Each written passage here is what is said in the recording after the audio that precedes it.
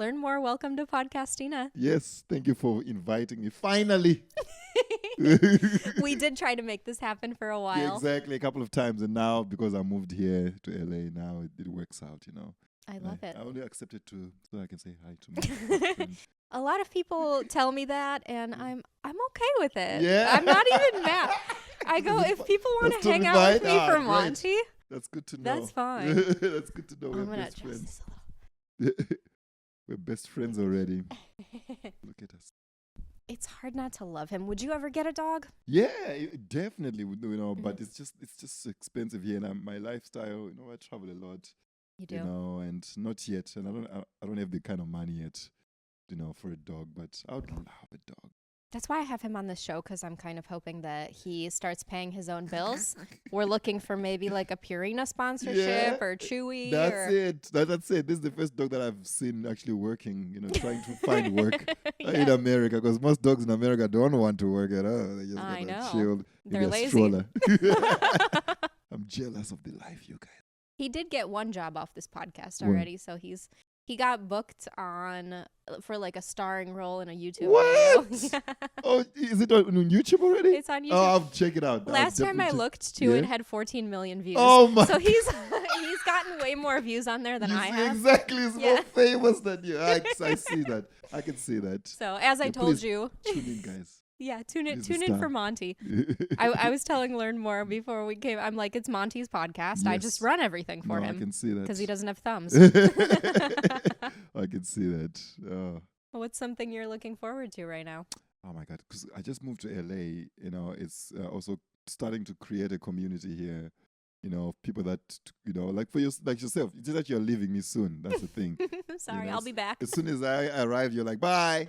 You know, no, but yeah, you know, after moving here, it's just like I'm in comedy clubs every night. You know, trying to meet people, trying to get seen. You know, so that process has been pretty interesting, honestly.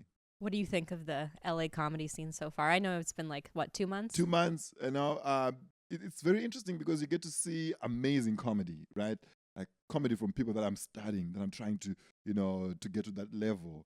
And then you get to see people that should never do comedy at all. Doing comedy. You know what I mean? It's like both worlds. You're like, okay. So competition is there. It's high. Everybody's somebody here. I thought maybe after America's Got Talent, people are going to be like, oh my God. But at least everybody's on TV. It's true. There's just so many. I kind of look at it as it's almost like a bottleneck of Yes. opportunities because there are so many talented comedians in LA and everyone is established to some extent. Yes, that's so true. You be like at the comedy store, and then you know Jeff Ross passes by, you know, and then you know Zainab, you know, she passes by. You're like, yeah, what am I doing here? You know, you know what I mean. So, but it's also inspiring too. You know, get to see some of these comedians that I look up to working their material, and you see things that you're also going through. Like, oh, this joke doesn't work. Oh, how can I make it better? You're like, oh, I do that too. So yeah, I love being around that. You know, It's good. That's the best outlook you can have is to be Yes. excited to be around competition because it That's makes you true. sharper. It does make you sharper. You know, and I feel like as comedians we get comfortable with like, let's say you do have like a tight 10, 15 minutes. Some comedians will never change it, move it around. It just stays like that. But if you get challenged all the time, and you're like, how can I make this better? How can I make this, you know, I think that's a good balance to have as a comedian. Definitely. Absolutely. Yes. Do you have a writing process? Yeah, a little bit. My process changed as years goes by. You know, I used to write word to word, everything. Oh, wow. Word to word, because I don't know why, but then the more I start getting to know my voice and English, you know, like it's not my first language. Yeah, it got better. You know, now I don't need to write everything down. I just kind of figure it out on stage a little bit and then write some points down. You know, things that inspire me all over the place. You know, I don't tell people I'm a comedian in public. You don't? No, because if I do that, whenever I want to like say something that I'm working on, for example, this is how I work on my material. I just talk to people, right? And I'll talk about stuff that I'm working on as part of the conversation. Oh. Yeah, This is kind of a good hack. It is a great hack because then people tend to actually show you other angles of things that you might never know, you know? So yeah, I can be in a bar, I can be at a Starbucks, I can just start conversation. Uber drivers are the best, by the way, for that. Yeah. Yeah, you just kind of talk. You don't tell them you're a comedian. As soon as you tell somebody you're a comedian, they want to. The conversation changes. The mood shifts. It shifts. First of all, they want to try and give you a joke, or they want you to say something funny, and they want to just give you something funny in hopes that you're gonna do it on stage. Then it will just destroy the whole, authenticity of what you're trying to get from the conversation. So yeah. That's what I've noticed. It's a good strategy, and I also appreciate that you're not so cynical like most people are, like I am, where you just would never talk to an Uber driver. Yeah, no, I would definitely talk to them. They would actually complain about me for talking too much. They were like, how can I put you on mute? Because I'll ask about everything. How's your son? How's your father? Because I really do talk to Uber drivers a lot, which is why I don't like some of these self-driving cars, because it's very lonely. Have you taken one? I just took one coming here. You took a Waymo? Yes. How was it? For the first time, actually. I've never taken one. You've never taken a Waymo? I'm afraid of them. I took one just now. Coming here, it got lost to, getting finding your place. And I had nobody to argue with. It was just me in there, like, damn. But yeah, it's a very interesting feeling. Just not have anybody in there and the car is moving. It's the future. That's what we've been dreaming about. I'm not ready. You're not ready? No. You need to get ready now or else. Sooner or later, you hire a robot to walk him. Oh, no. That's my bonding time with him. That's your bonding walks. time. Yeah. No. They say that with dogs is that, and I look at it this way, when they're out sniffing, people get frustrated sometimes if they're walking a dog and the dog is like really pulling and stopping for long times to sniff. But that's kind of their version of checking social media. Yes, that's actually that's so true. I grew up with like 6 dogs. My back home it's normal because you have like a big land, and you need a lot of dogs, and that's just how they would walk. When you walk with dogs, 6 of them, they'll be all smelling things, smelling butts, even people's butts. That's how they get to know you. Yeah. Like, Learnmore, okay. Yeah, no, I love dogs. It's the best. Now that you've been, because how long were you in Pittsburgh? Oh, for like 4 years. Okay. Yeah. So you can now compare Midwest living to West Coast living. Oh, yes. Hot takes? Definitely. Okay. I just did a show in Tennessee, Nashville. And that's like the South. Yeah, that's the South. Now, the white people there are different. Yes, they are. Because I'll tell you this, most immigrants, especially like Africans, we don't really know the difference. Like that there's the difference of white people. Like that there's different kinds of white people. There's like 12 different white people in see, the States. I didn't know that. For us Zimbabweans, especially, every white person is British. That's just how it is. Because they colonized us, every white person is British. To my grandfather, every white person is British. When he watches Titanic, he is laughing his ass off because of trauma. It's like, yeah, now you can swim, huh? Swim, show me, show us.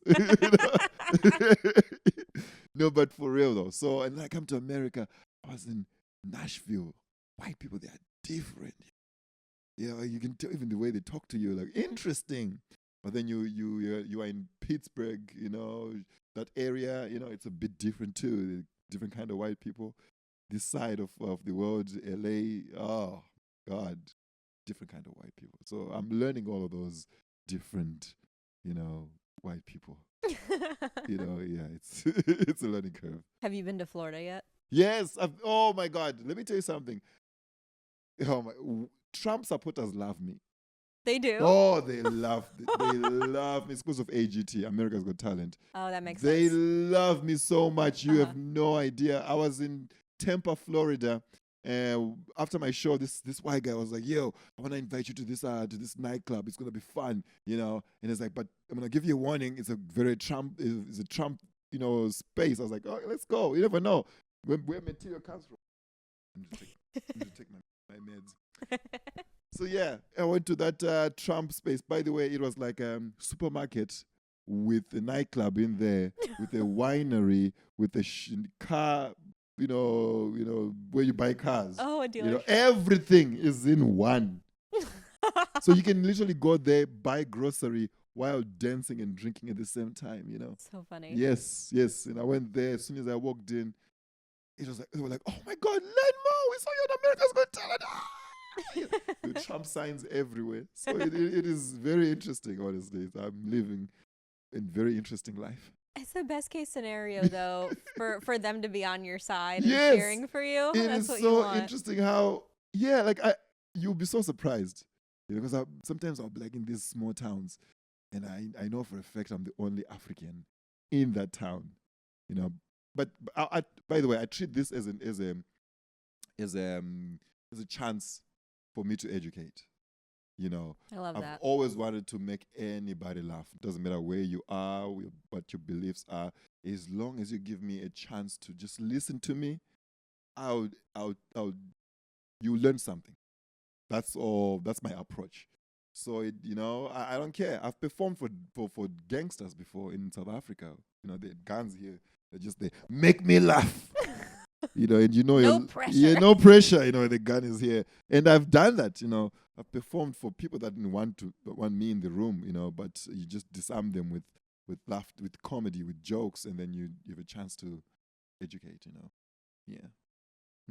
And I forget who was saying this. Someone I had on the show previously was highlighting that when we go to live entertainment events, whether it's a comedy show or a concert, part of what's beautiful about that is that everyone's there on a mutual love. So it doesn't matter who you are outside of that. That's when you can kind of look past those things and look at the shared humanity. That's so true. And comedy is so powerful when it comes to that. It is. Oh my God. The things that comedy do. Okay, I'll give you an example. Back in Zimbabwe, comedy is such a new art form, right? Right now it's like picking up.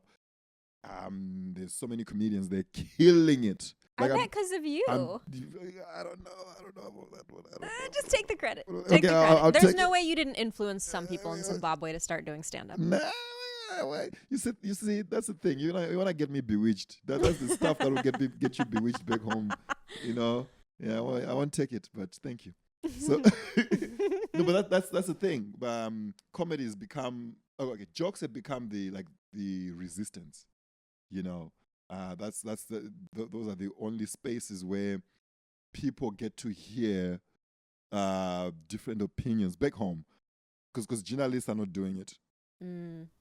Only comedians, can joke about it and poke holes in situations and people's struggles, and that's how I started doing comedy. That's the way Zimbabweans will go through struggle, hunger, but then make fun of it. So that's our superpower as Zimbabweans, So that's where I come from, and I kind of do that here in America too, So yeah, definitely, it is like a way to, share and get together, and especially with things that are happening in the world, we need comedy. We need comedy. It's needed. I hope this isn't like an ignorant question, but is there freedom of speech there, or what's it in like? Zimbabwe? Are there constraints on what you can say? There is freedom of speech. Like don't hear people say, "Oh, there's no freedom of speech." There is definitely freedom of speech in Zimbabwe, but there is no freedom after the speech. You see now, that's the difference. Same as even in America, there's always consequence with what you say. Right. And I feel like that's just how things should be. Yes, you can say whatever, but then afterwards you need to be able to be held accountable for what you're saying. There's always context. There's always, But you won't get thrown in jail if you make a political stance. I've been. No. I don't want to get in trouble. Yeah, but don't say anything. I've gotten in trouble though for saying stuff about certain people in the government, and certain things that are being done in my country. I've gotten threats a little bit, and it's some situations I can't even talk about. But it is a very normal thing, and everybody back home knows about it, that you don't mess with, jokes about that, so you kind of, it is, in a strange way, it is great for comedy. You know that, like, restriction is actually great for comedy, because then comedians will find ways to talk about it that is more creative. Then it's not as direct at all, That's true. It's very, you can be creative about it. There's 1,000 ways of saying one thing, you know. So yeah, that's just how it is back home. Yeah. Now that you've been here for several years and seen, because at this point you've seen a lot of different cities just from touring and stuff. Yes. Have you noticed anything really weird about Americans Yes. that you think Americans aren't aware of? Oh no, a lot. It's just how you hear the word United States of America. Yeah, even just and that. you think that everybody was on the same page. Mm-hmm. It's the division in this country that I'm really waking up to. Like, wow, you're actually divided. There is that those people, these people, and those people, and there's this friction, and I'm just caught in between. By the way, Mm-hmm. you know, this is all new to me. I'm like, wow, you know, and yeah, that division, and whenever you are on that side of, you know, like of the country, people there are like, oh, that side is bad because they're doing this. And when you're on this side of the country, these people are pointing fingers at that side, you know, and it's very interesting to see, you know. I don't think you guys went to the moon. Let's just start there. There's no way. Like, yeah, there's no way you guys went to the moon. I'm just saying, guys, you know, the way you guys run your country. I like that. That's a good hot Yeah, take. that's a good take. I will say, though, having been here for most of my life, like 31 years now, it's never been like this. This is a new level. Okay. The division was not like this. This is 'cause it's very loud right now. post-Trump era. It's very loud. This has been since like 2016 that it's been like Wow. this. Yeah. And also, I'll tell you this: I had a visitor that came from South Africa, right, to visit me when I was back in Pittsburgh, right. As soon as she arrived, she was like, "What's with all the signs on people's front yards? It's like the neighbors are having an argument with each other with signs." Yeah. You know what I mean? Like on that corner it says Black Lives Matter, right? And then on that other house it says, "Oh, lives." And then on that side, "No, blue lives." You're like, whoa, man. It's like it's just an American thing. Back home we don't do that. It's crazy, yo. It's one of the dumbest, most I insane things that happens here. And I know. don't remember. There were always signs around elections. Like, Yeah. I do remember growing up, and Yeah. there would be Bush signs, Gore signs, Yeah. Obama signs. Like, that was kind of always a thing. Wow. But it's been taken up a notch, and I'm sure social media has a lot to do with this. And from just like a nature standpoint, people want to feel like they belong to communities, and it's like really easy now to latch onto something with the internet because That's you have like true. a digital community that you can belong to, which definitely makes the tribalism more intense. It is But crazy. it was never, nobody wore political merch before Trump. Like, there were no Obama hats, there were no Bush I'm hats. about to change your life. This concept was taken from African textbook of Oh. politicians. Politicians back home have merchandise. That's like the biggest thing they have. They have like, you know, shoes. They have like, you know, garments, hats, you know, and then with their faces on it. You know, and they're like, you know, they just advertise it like, oh, but, you know, get my people actually wear merchandise, and you know that person belongs to that, you know, party. So I think the guy just took it from Africa. You know? Yeah. You know, it's crazy, bro. It just wasn't that prevalent Yeah. before. It's this thing now, and it's hard to be someone who kind of consider, like, I'm pretty moderate. Yeah. Pretty staunchly moderate. I think the worst thing that, like, the reason we're really cooked is just because the tribalism has gotten so intense, because people do feel like they're so far away, and yet on the absolute opposite ends of the spectrum, it's like a horseshoe. Like, they actually have more in common than they think they do. That's so true. It is. It just surprises me how people ignore, you know, like how much we have in common. Yeah. You know, That everyone just wants, like, safety, access to Exactly. health care, You like, know, and the ability to make a living. I know. Man, we live in a very weird time. You know, I think the whole world is kind of feeling it right now.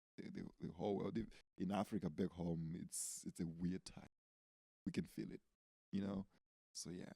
Does it get influenced at all by what's happening here? Yeah, Yeah. let me tell you something. America influences the rest of the world because America has their hand on the rest of the world, especially in countries that are struggling. Countries that have resources but also struggling. America also has their hand in it. So whatever happens here, it affects back there. Because in terms of trading, we use the American dollars. That's what happens. And they've been like situations where we wanted to use our own money, but that won't work. So it does influence everything. So what I'm trying to say is do better, guys. Do better, everybody. Do better for us. Come on, man. You can't be doing this. You're leading us for example. I have to stay optimistic. That's the only way. I think at some point we need to, we just need to change how we do things at some point, because it's only old people, leading this country. Why? Let's elect a dog. Next election. Let's see this what Monty's happens. bid? Yes. This is where we announce Monty's running for office. Exactly. I think a dog would do a great job. Yeah. For real, because what's happening now that's not it. I know. I worry it kind of feels like it's coming to some sort of crescendo, that it's going to get worse before it gets better. It feels like that. And I'll tell you this, as an immigrant, especially now, and I'm touring, you can feel it. You can feel that I am the thing that they hear about. They hear about taking their resources and doing all these crimes, and I'm there. I'm right in their faces. Mm-hmm. So I can just feel how tense it is. And sometimes I don't acknowledge it, but it's so in the air. It's right. It kind of makes comedy better, though, as you were saying earlier. I poke holes in it. Uh-huh. Right now, when I go on stage, my first line is, okay, because my show is a mixture of everybody, especially Africans, right? And then you have your Mexicans in there from Gabriel Iglesias, because I open for him, name drop. And, I have my Americans from America's Got Talent, and just young people from my social media, just together in the same room. So I have a chance to really, poke fun at everybody, and then we just realize, oh, we're all similar, like what we're saying, So my first line is, you Africans, I want you to listen to me with an open mind, right? And then you non-Africans, this is your chance to learn something new, learn a different culture. There's going to be like a family meeting right now, where you get to witness, how similar Africans are and how similar us Africans and you, we are, right? Let the show starts. And then I just start making fun of Americans first. West Virginia. You have to. Yeah, West Virginia is just the same as Africa. Yeah. Yes, So that's just how my approach is, in America so far. That makes me happy to hear, because that's what it takes. I'm just hoping that people. Here's what I think, and there's no one solution, because there's no one cause to any problem, right? But I read this phenomenal book earlier this year that was called Generation of Sociopaths. And I'll have to plug in the show notes who wrote it. But it was about how boomers are ruining everything.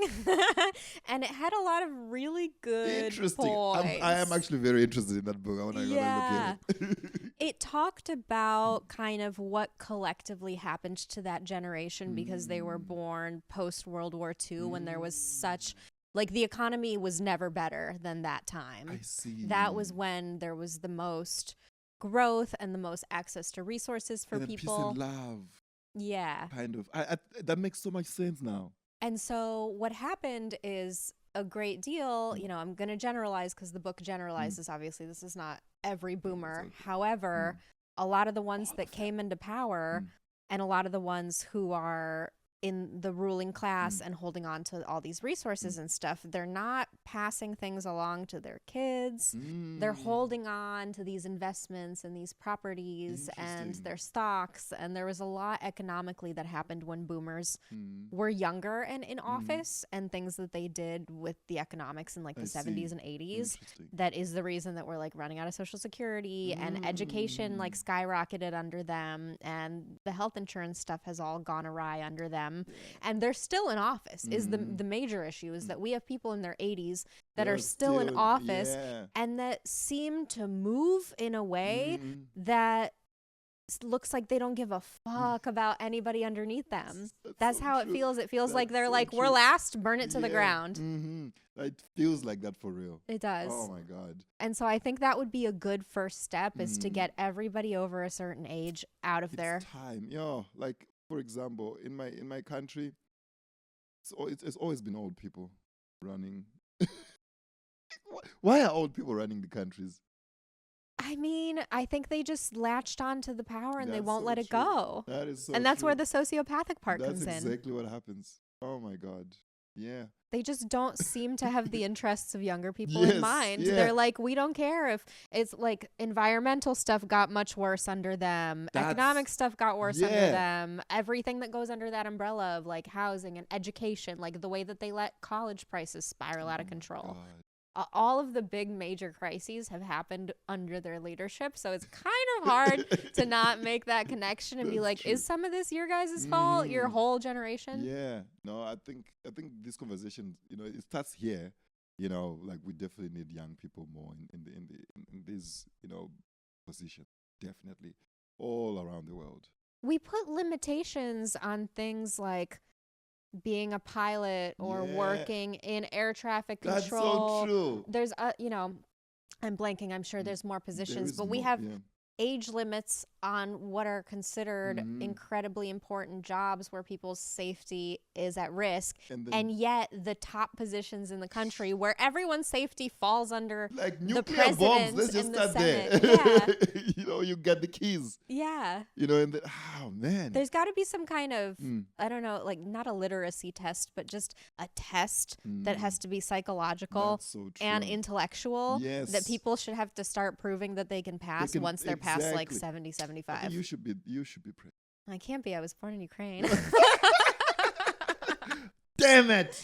I It's know. always the good ones. I know. I want to be president of America too one day. There's no way that with all the things I have online that I would ever be allowed to be anywhere near a publicly held office. Well, maybe you can be the president. If there's a Ukraine left.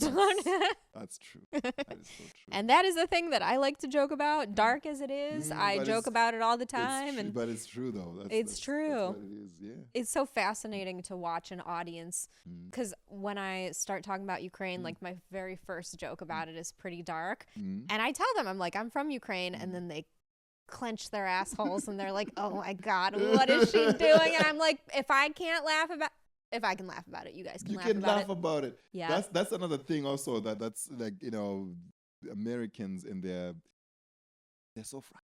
Yes. I actually tell them that I know for a fact as Zimbabweans we can never win a war with America, but we can definitely hurt your feelings. That's like the easiest, that's where it matters. Yeah. So yeah. And that's just like a greater societal issue too. I don't know if it's condensed just to the US or if it's happening I would imagine it's probably happening in the whole Western world where it's happening in Europe too. But people seem to enjoy victimhood and they'll choose that over choosing to feel ignored or forgotten about. Yeah, that's true. This what's happening right now in America is in England right now. People are like protesting. Did you see the videos? I did. It's getting this world is going crazy. It's crescendoing. I'm telling you. I'm telling you, it's like the whole world. And that's not even half of the things that are happening. Because I also see things happening in Africa right now. There's literally wars they don't talk about on the media. It's only wars on the other side. It's like Sudan, in Congo. The world is upside down, and I'm scared. I think we are comedians. That this is our chance to just say, shed a light. Let's do that. Yeah. Let's do it. Let's do it. I love it. Shed a light. Well, we'll switch to a lighter topic because I have my curiosities about this. I want to know how it's dating is different here than in Zimbabwe. I want to hear your face. Why are you doing this to me? Dating here is ridiculous, guys, because I've tried Tinder. Yeah. I don't know. It's not genuine. It's not. It's very fake. It's like it's based off looks, honestly. I struggle. Grinder is better. Grinder, it's better. I've never done it, but I think it's better. I think it's better. So I like approaching people in person. Like I go sit at a coffee shop sometimes and just have conversations. I like that way better. Right? Then you get to really meet the actual person before the fluff, the fantasy they are selling online. So that's been my approach, and it's been good for me, honestly. Meeting people in person. You're a vibe guy. I'm a vibe guy. I like to meet people in person. It's an African thing. That's just how we were taught how to do it. Online feels kind of fake, like I'm shopping on Amazon. The same thing. I've noticed a shift away from apps. I think people are waking up to the fact that the apps are not interested in pairing you with someone who's actually compatible, because then you would get off the app and then they can't advertise to you. They want you to stay on there. That's where it gets bad. Like, it's capitalism, everything. Just kind of, bring you back into they're playing with us. They're playing with us. Their hearts. Yeah. Yeah. So I've been dating. It's been nice. I've dated white women. Dated black women, everybody, What are your red flags? I don't know. The red flags is a very interesting thing to me, because we don't do red flags back home, I'm starting to learn that I give people a benefit of the doubt, always. Some people are like, oh, what my red flag? My red flag is, wait, what is your red flag for yourself? Mine? Yeah. I'm very hyper independent, and I think that is. Oh, like you want your space? Yeah, or that I am like I'm better at it now because I've had a ton of therapy, but I resist asking for help, and I think a good masculine feminine dynamic, the kind that I'm looking for, that's kind of antithetical to that, because I should be asking for help and making men feel needed, because they like biologically need that. Yeah. No, so I'm trying to be better about it. I think that's my red flag, and maybe I can be stubborn. Oh, you mean I see now. So you mean my red flag? Like, no, like what are red flags in women that you see that you're like, For me, it's mostly like social media. Like, in terms of, I just want to, if it depends what you're putting out there. Honestly, yeah. If you're putting it all out there, then what's so special about it? That's always the thing. And my grandmother would not approve. Oh, that's really sweet. You need grandma's approval. Always. My grandmother, she is the one that, I'll send resume to. All the resumes, I'll send it to my grandmother. My grandmother will tell me, yeah, this one qualifies. And then, I want to hear grandma's feedback. You want to hear grandma's? Oh, yeah. Oh, grandma, she's always, sending me feedback all the time. Like, the one that you're dating over there, I don't know. Does she love God? So, yeah. And another thing is just, I like critical thinking, honestly. Like, I like people that don't go on Twitter to see how they're feeling. I love that. That's so important now. Yeah, if you have your own opinions, that's, for me, that's way better than just going where the wind goes. I mean, I like people that think for themselves.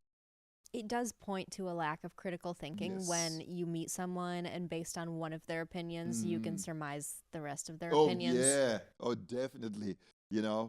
That's the thing, And I also like people that are doing their own thing also. As a comedian, our ambition. Our art form is very different. We are working, we are traveling, most of the time I'm not around, If I have a partner that's also chasing their dream, there's a balance. Yeah. So that's what I've been kind of looking for. I'm single now, recently single. But damned.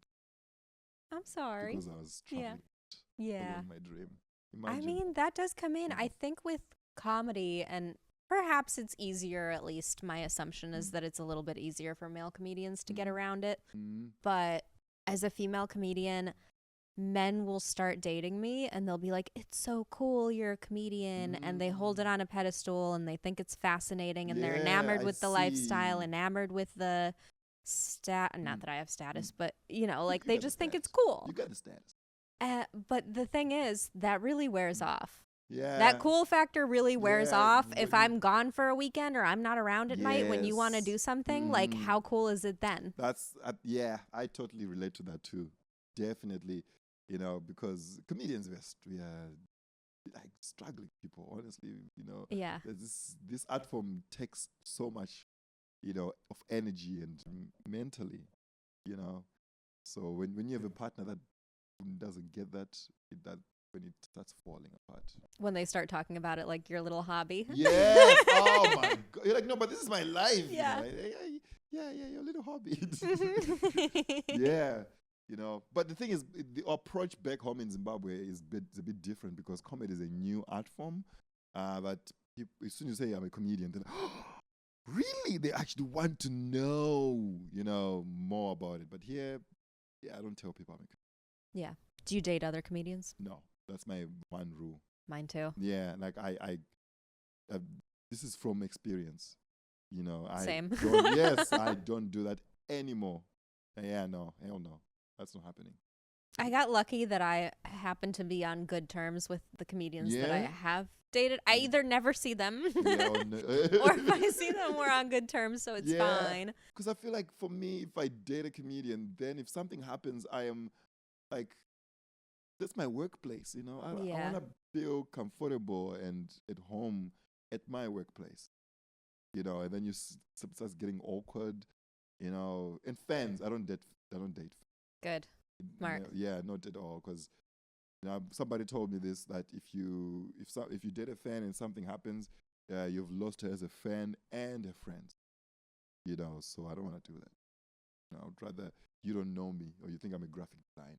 That's what I like people. I like to people like that. I say I'm a graphic designer. I like that. Do you get weird DMs? You must. Oh yes, I've received nudes from men and women. Everybody. I don't know why. No, That's I do get weird. The most that I get is from other Africans saying, especially African men saying, "Hey man, can you organize a white woman for me? I want a green card." You'll be surprised. There's a lot of those messages of African men looking for white women so that they can get to America. 90-Day Fiancé. 90-Day Fiancé. There's a lot of those in my DMs and emails. Some people actually send emails. Wow. You're like, how did you get my email? And why is this your request? They go to my website. They'll send my manager emails saying, "Hey, can you talk to Learnmore? I'm looking for a white woman." So if there's any white women out there, please, number is over here. I'm doing like a match thing. This is how you be of service. It is how I'm give back. Exactly. I'm giving back to the community. Yes. I talked to an immigration lawyer on this podcast. Yeah? And she said that the marriage thing is like not as rock solid as it used to be as far as a way to get a green card. No, it's not anymore because they do investigate your relationship. They go back to your old photos. Mm-hmm. They want to see if you're really a couple. Yeah. Before then, there were like old white women getting married to Nigerians. It was like a real thing that was happening. Yeah, I watched TLC. Yes. I've seen it. Yes. I've seen the episodes. Yes, it's like a real thing that was happening, and nowadays I wonder if it's still happening. It was a real thing. Nigerians there. And then some actually old white women who actually die on the honeymoon. Yeah, because it's too much African. You know what I mean? I do. Ridiculous. It's too overwhelming. You can't do that. What's your ideal first date when you do meet a lady and you want to go out? What do you like to do? So first of all, I like to make it simple first. I don't want to overdo it. I go for a coffee sometime. And then a little walk afterwards. It's especially if it's sunset, maybe close to the beach. I like that. Ooh. Just walk a little bit. Oh, you're a romantic. I'm very romantic. No, listen, my grandmother raised a man, very Oh, romantic man, and she's love proud that. of it. And I like sightseeing. The park sometimes. If person has a dog, I like to dog. The second one is you get to see a little bit of my culture. So an African restaurant or something like that, where you get to eat food from back home. So yeah. What advice do you have for men that are struggling So struggling with what? with women? Okay, I thought it was erectile dysfunction. Yeah, because it didn't specify struggling with what, because that's the number one thing apparently in America. That's what's happening. I read something about it. Oh, It's we'll come back to I want your answer, but we'll put a pin in it because I want to circle back to this. But my advice to men that are struggling in terms of dating Mm-hmm. is, just what I've noticed is most men, especially in LA, struggle to talk in person. Like to really hold a conversation is a real struggle that I've noticed. Most of my friends, I'm like, you can't even talk, So I feel like just talk, be genuine, be you. You don't need to be like, to be like, yeah, shawty, sup. No, just talk like you. I talk with my accent. You just be you. You'll find your person. And rejection is normal. If somebody doesn't want to talk to you, it's totally fine. You find the person that want to talk to you. Just go and talk to people. Yeah, make the effort. Make the effort. Whatever you say, if it's not cool at that time, it's okay. You at least you have tried, and then you find someone else that you like. You can just talk to them in person, and don't be too aggressive about it. Yeah, take the no. Body language is like the best thing, because hi, how are you? If the person just goes like, I'm good, and then just leaves, just let it go. There's no need to keep pushing it. That's huge, because I think, and this is something that I would say women need to do a bit better job at too, because there's a fear of signaling too much rejection, because then it turns into like a safety concern, because you don't know who's like dangerous and who's not. That's so true. However, there's, if a woman is actually interested in a guy, she does have to like do a little bit more to make it obvious. Maybe like so touch the arm or like be really be a little more flirty, so that it signals that he can feel safe asking for the number, asking for the date. Because as men, we don't know. It's right. Sometimes just like, does she like? I don't know. It's a gray area. Until you ask for the number, that's when you're like, oh, okay, yeah. So I try to make it clear, like I'm very straightforward with it. I think it's my Africanness. I just go there, just tell you, I think you're, and I just came here to let you know that, and tell you that I like what I see. Yeah. And then give her room to reply, then you know what you need to know. Exactly. If it's a no, fine. At least you know how beautiful you are. Then I'm out. Oh, I love Simple, that. Listen, I am romantic. You are. They need to know. You see this cap is written. Got a taco. Look at that. It's got a little taco. That looks like a bus. Oh, that's your bit, yeah. That's my bit. I eat tacos. They need to know. They need to know. That's terrific. Yes. I just learned something really fascinating. I spoke to a doctor on this show, and he taught me about andropause. Do you know about this? No, what is it? It's male menopause. Oh, interesting. Yeah. Explain. It happens around 35. Testosterone levels will start to drop, and that's when men start experiencing ED. Oh, wow. No, but this is this issue is actually, I'm sure there's like a lot of men that are like less than 35 that are struggling with ED. You'd be so surprised. Probably. Yeah, it's because of the diet and the food in America. Honestly, even in Africa too, the food is very influenced by this side too.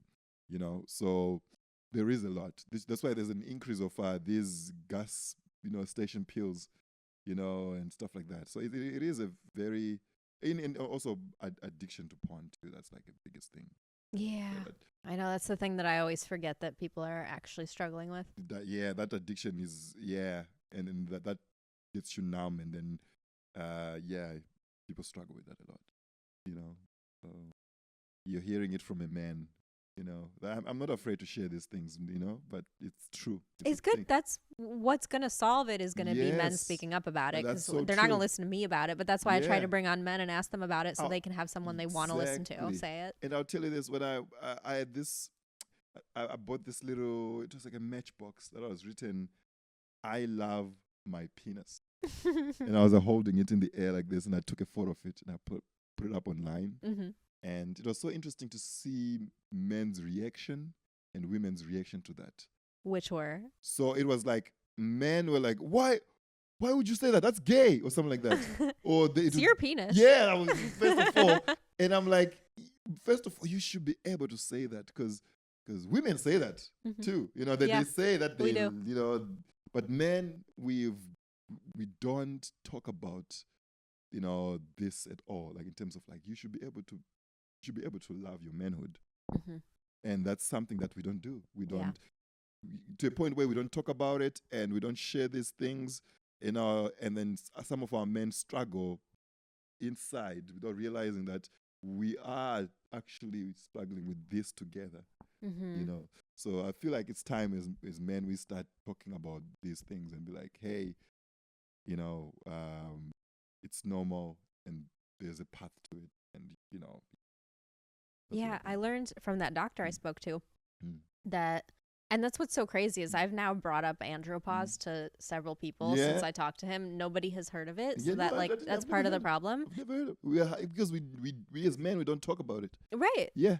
That's exactly it. Yeah. And that a lot of, you know, you can take Viagra and stuff to fix it. It doesn't fix the cause, though. The cause is hormonal, mental. That's true. You know, and to be honest, those whole Viagra and stuff like that, it's a pretty dangerous path to take. You know, it is.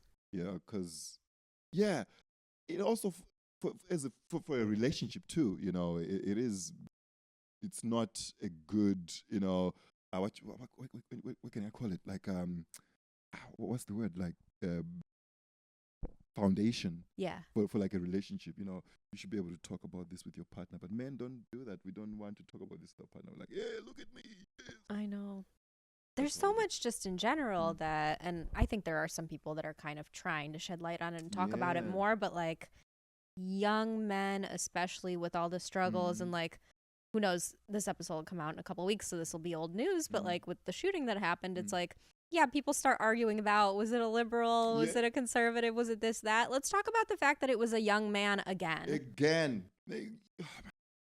Let's talk about that, because we don't have a women with guns problem in this country, you know? And we can't ban guns and we can't ban men, so what are we going to do? What are we going to do? Well, what's the solution here? Oh my God! No, that whole situation is. I'm just observing it from a side. I'm just like. Wow. And you see how crazy it is. Yes. It is crazy, yo. That's the America that we all wanted to come to. I'm here now. Me too. Happy to be here. Yes. Not trying to go back.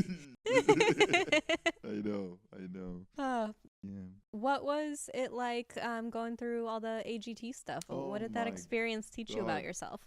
So I'll tell you this. I was really nervous because it's a risk, you know? It's a risk to go on that show.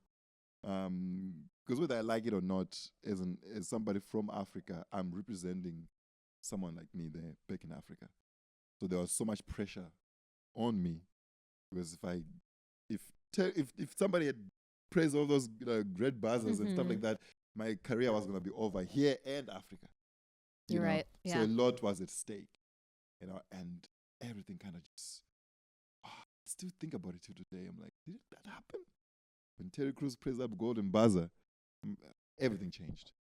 Back home, when I went back home recently, there was no way I could walk by myself in the streets. Yeah. People were just like following me, like, oh my God. I had paparazzi, you know, like people, like journalists, you know, surrounding me, you know.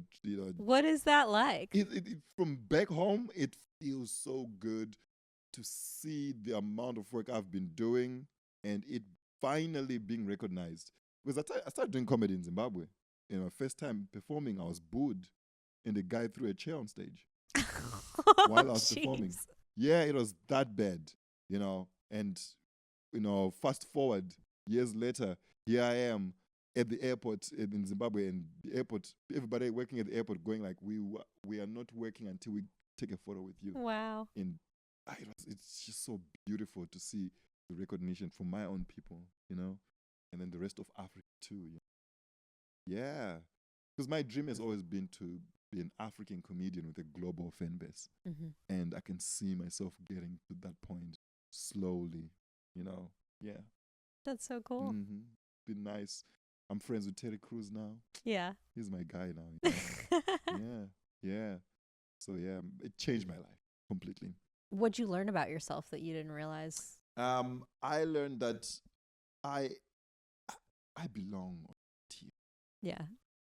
Honestly, like, it felt natural. I didn't feel like I was on TV. It felt like I was just having fun, and people were filming me having fun. You know? Yeah, it just didn't feel fake or I'm overdoing it. It just felt like I was home. That's so cool. Yeah. Was anything about the process like surprising to you? Because it's, there is. I know it's a competition, but it's also like reality TV a little bit. Exactly. You know, it's just that there's a few things that I really didn't like though. You know, but there's many things that I appreciated. You know, a few things like I had to fight for my material. Really? Yeah, I had to. You know, it was one of those situations where some of the jokes would not do well on TV. And the producers were there to help me. That's the thing. You know, they were like, hey, we know our audience, so this joke will not work on TV. You know, it might work in the theater itself because we are in LA, but then does it translate to somebody in West Virginia? You know what I mean? So they were there helping me out, but then it just felt like I had to kind of limit myself a little bit, you know, for it to translate to TV, you know. And another thing that I learned about myself is no matter how big the stage is, I can fill it up. Yeah. With the jokes. You move around a lot. Move around. I use all of it. Yeah. I'm like, no, you want me, this corner, don't worry, I'm there. I'm standing there. Everywhere, I'm there, you know, I'm touching everything. So, yeah, that it really showed me that I am getting ready for big stages. Because I also opened for Gabriel Iglesias after that. He saw me on America's Got Talent, one of my episodes, and then I don't know how he found my number. He can find a number if he wants. Yeah. Powerful guy. Yeah, powerful guy. He calls me. He's like, yeah, it's Gabriel Iglesias. I was like, who's pranking me? He's like, no, I saw you on America's Got Talent. What are you doing this Saturday? I was like, I'm chilled. Come to Vegas. Then I opened for him in a big venue. That's when I was like, I belong here. I told him, I was like, bro, you showed me the future. I want to be right there performing in an arena. You know, that's my dream. That's so cool. That's what I found out about myself doing America's Got Talent. You know, arenas one day. You heard it here first. Yeah. I'm neighbors with Howie Mandel, but what? He doesn't know this. Where is he? Around here? Yeah, on the street. Howie! We can go find him after. Remember me. Somebody told me when I moved into this building, they're like, you're neighbors with him. And I went, yeah, okay. And then I actually saw him outside. And I was like, amazing. I really am neighbors with him. That's amazing. Yeah, Howie was nice to me on the show, you know, because he could see the work I was putting in.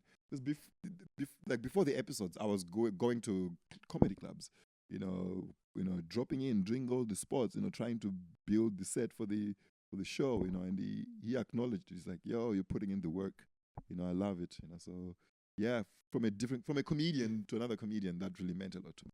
Yeah, it's so good that they have a veteran comedian on there because nobody knows that. Like the other judges, they don't know. And by the way, America's Got Talent is not for stand-up comedy.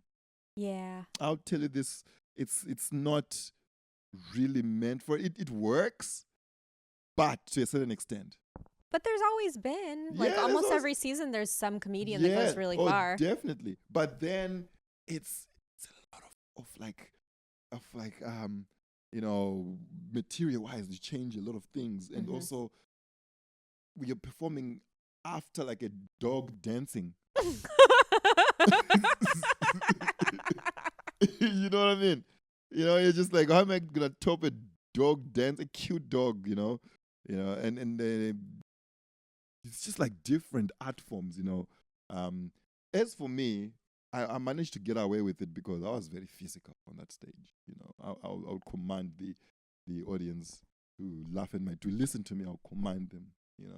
So that's how I got away with it. Yeah, Taylor Williamson was on the show, and he was telling me how weird the post AGT, because he went on the tour afterwards, and he was telling me a story of like walking off. He was in Ohio, around where I'm from, and he's like, "Yeah, I just wandered off." Yes. And nobody knew where I was. He's like, "I didn't know anybody." Oh my God!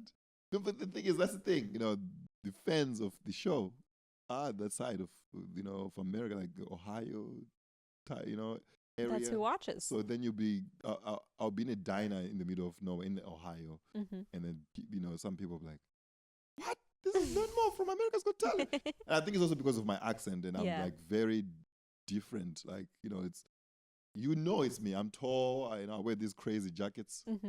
By the way, my sister makes those. Name drop. That's so cool. Yeah. She makes. Do you wear stuff like that when you're touring? Yes. Yeah. Because I don't want to be a comedian that wears like Gucci and all those, brands. Who's doing that? They're comedians. They are comedians wearing Gucci. Trust me. Oh, yeah, maybe none of the ones I hang out. No, I'm just playing. But that's the thing. I want to create my own Gucci from back home. Most of those colors, they are tribal colors, by the way. Yeah. They're not just colors.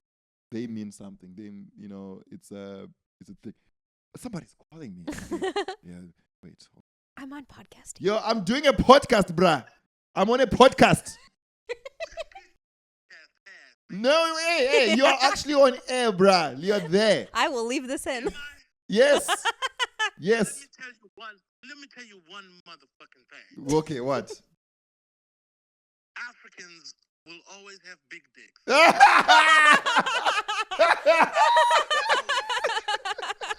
I am leaving that in. Yes. Yeah, thank you so much for spreading the word. They need to know. I'll call you back, bro. This African guy is a very funny comedian from Zimbabwe too. Oh, that's so funny. Based in Dallas, Texas. That's so funny. No, yeah, I know. We like to spread the word. There's opportunity we get. We need to spread the word that we it's true what they say about Africans. They are huge. I mean, listen, if you have a calling, you have a calling. You have to it is what it is. Spread the gospel. It is what it is. We can't apologize for this, What can I say, That's so funny. What how does like your background, does it influence your spiritual beliefs? Are you like woo woo or what is woo woo? I guess woo woo is like, I know I always use that word and I'm like, everybody knows what woo woo I is. have no idea what woo woo is. Like, are you superstitious at all? Yes. Do you believe in the power of like crystals, tarot cards, psychics, anything like that? I come from a village known for witchcraft, right? Like okay, I didn't need to hear about this. Yeah, that's like the thing. If you go to Zimbabwe and you say, "Who are the witches?" Yeah, they will direct you to my village. Cool. Yes, we are. I love that. Yeah, so I have seen some stuff growing up, and part of our tradition is like very spiritual, and I believe in ancestors. Our culture is your ancestors. You pray to your ancestors; they take care of you. So that's what I believe in, and everything I do, I have seen the guidance of I don't know if like definitely God, definitely a being out there, just taking care of us. So we are people that live off the land, right? And we farm. So when you're praying for good harvest and good rains, we make beer for the gods and dance around the fire and play a traditional instrument called mbira. If I knew you were going to ask me this question, I was going to bring my mbira with me. Oh. Because I have it with me. And I can play some traditional, music. for the, to the gods, and dancing and singing, and so I believe in that. I love that. I love learning about people's traditions. Yeah, it's a very beautiful tradition. We dance. We are like, if most African traditions are like dancers. That's why if you go to our nightclubs, everybody's dancing. Everybody, even a meeting, for business meeting, people are dancing. Spreadsheet. Profits, huh? No, but yeah, we are dancing culture, Yeah. So I have seen some weird shit growing up. I've seen a ghost before. Say more. So I've never said this before. So when I was a kid, my mother bought me like a bicycle, right? And we used to ride that bicycle with all my friends, and then the chain broke with the bicycle. So we didn't care. What we would do is we would ride the bicycle off a hill, right? Ride it down to our house. Every day I'm doing it with my friends. So this particular day, my mom, would call me, Learnmore, come and take your bath. Right, it's getting darker. And I used to hate that, by the way. Because that's, when it's getting dark, that's like the best time of my life, where I'll be playing out there with my friends. So by the way, I'm like covered in like, dirt. I'm playing outside. You're a kid. I'm a kid. Yeah. Yeah. So yeah, here I am. I'm by myself now. I'm riding my bike down the hill so I can go maybe and take a shower, ride, and then I stop. I'm like, we do one more. Pick up my bike. Turned around. There was this figure in the air, just floating in the air. But it looked like little fireflies, but shaping a figure. Whoa. But really floating in the air like this. And I still have a mental image of it. So then I was panicking. I ran to the stoop, right? Turned around. It was even closer to me. And I panicked. I went home to grab my mother. I was like, there's something there. My mother was like, what is going on? By the time we went back, it wasn't there. So then years passed by. I even forgot about it. And then randomly, before I came to America, my grandmother was like, do you remember when you came home the other day when you were a kid and you were shaking? Like you saw something and you never rode that bike ever again in that hill. And I was like, yes! All this time I thought maybe it was just in my head, but it actually happened. She acknowledged it. She acknowledged it, and it is something that really happened, And till today, I have no idea what it was, but it definitely happened. It is crazy, And then I moved to Pittsburgh. They told me that my building was haunted by an old white lady. You're like, I'm in America. Nah, of course it is. The thing is, I have seen some shit. I'm not afraid of white ghosts, Yeah. So now I just have a roommate. I have a roommate. It's awkward. I'm like, a roommate that doesn't do dishes or nothing productive. It's annoying. Like, boo, get out of here. Do something useful. White woman. Sorry, I'm still laughing, and I'm not afraid of white ghosts. I'm not. For real. Oh my God. I could talk to you all day. Yeah, no, Learnmore this is so much Jonasi. fun. Thank you so much for coming on the show. Where can people learn about what you're doing? Yeah, so you can now find me on Tinder because I'm single now. Swipe right. No, or even Timu. Find you on Timu? I'm there. Don't worry. Find me on Timu. No, I'm recording a special in Chicago. On the 29th of November. Amazing. Preparing for that, so I'm touring all over the place. Chicago, go get tickets. Yeah, the Den Theater, 29th of November, and I'm touring all over the place. Next city is Indianapolis. It's at the Helium Comedy Club. Come through. Check out my tour dates. Don't deport me for saying this tour. That's the name of the tour. I love that name. Yeah, on learnmonjonasi.com. And I'll see you at my shows. Come and say hi. Come and get these caps, with a taco. That looks like a bat. Thank you so much for coming to talk to me today. Yes, I'm taking him home with me. Come here with me. That's a wrap on Monty. Yes. Well, thank you everybody for listening. Bye. Bye.